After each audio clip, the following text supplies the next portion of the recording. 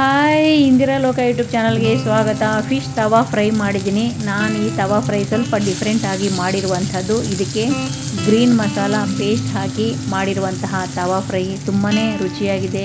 Taste ಅಂತೂ ಸಖತ್ತಾಗಿದೆ. ಮಾಡುವ ವಿಧಾನವೂ ಕೂಡ ಈಸಿಯಾಗಿ ಮಾಡ್ಕೊಳ್ಬೋದು. ತವಾ ಫ್ರೈ ನಾವು ಹೋಟೆಲ್ಗಳಿಗೆ ಹೋದಾಗ ಒಂದೊಂದು ಸ್ಲೈಸ್ಗೂ ಕೂಡ ಸುಮಾರು 600-700 ರೂಪಾಯಿ ತೊಗೊಳ್ತಾರೆ.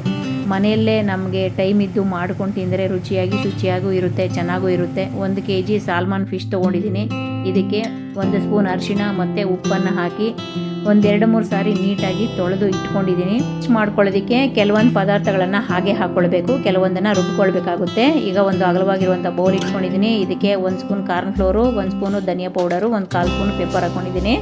ಪೇಸ್ಟ್ ಮಾಡ್ಕೊಳ್ಳೋದಕ್ಕೆ ಮಿಕ್ಸಿ ಜಾರ್ ಇಟ್ಕೊಂಡಿದ್ದೀನಿ. ಇದಕ್ಕೆ 1 ಇಂಚು ಶುಂಠಿ, 10 ಬೆಳ್ಳುಳ್ಳಿ, 10 ಹಸಿಮೆಣಸಿನಕಾಯಿ, ಸ್ವಲ್ಪ ಕರಿಬೇವಿನ ಸೊಪ್ಪು, 2 ಸ್ಪೂನು ನಿಂಬೆ ರಸ, ರುಚಿಗೆ ತಕ್ಕಷ್ಟು ಉಪ್ಪು, ಇಡೀ ಕೊತ್ತಂಬರಿ ಸೊಪ್ಪು ಮತ್ತು ಪುದೀನ ಸೊಪ್ಪು ಇವಿಷ್ಟನ್ನು ಹಾಕ್ಕೊಂಡು ಮಿಕ್ಸಿಯಲ್ಲಿ ನುಣ್ಣಗೆ ರುಬ್ಕೊಳ್ಬೇಕು. ಆದಷ್ಟು ಪೇಸ್ಟನ್ನು ನುಣ್ಣಗೆ ಗಟ್ಟಿಯಾಗಿ ರುಬ್ಕೊಳ್ಬೇಕಾಗುತ್ತೆ.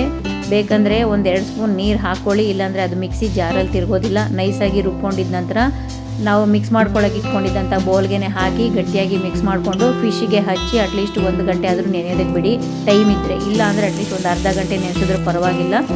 ನೋಡಿ, ಮಾಡ್ಕೊಳ್ಳೋದಕ್ಕೆ ತುಂಬಾ ಚೆನ್ನಾಗಿರುತ್ತೆ. ಬೇಗ ಈಸಿಯಾಗೂ ಕೂಡ ಆಗುತ್ತೆ. ಇದಕ್ಕೆ ಟೈಮು ಜಾಸ್ತಿ ಬೇಕಾಗೋದಿಲ್ಲ, ಯಾಕಂದರೆ ಮೀನು ಆಲ್ರೆಡಿ ಅಂಗಡಿಯಲ್ಲೇ ಕ್ಲೀನ್ ಮಾಡ್ಕೊಂಡು ಬಂದುಬಿಟ್ಟಿರ್ತೀವಿ.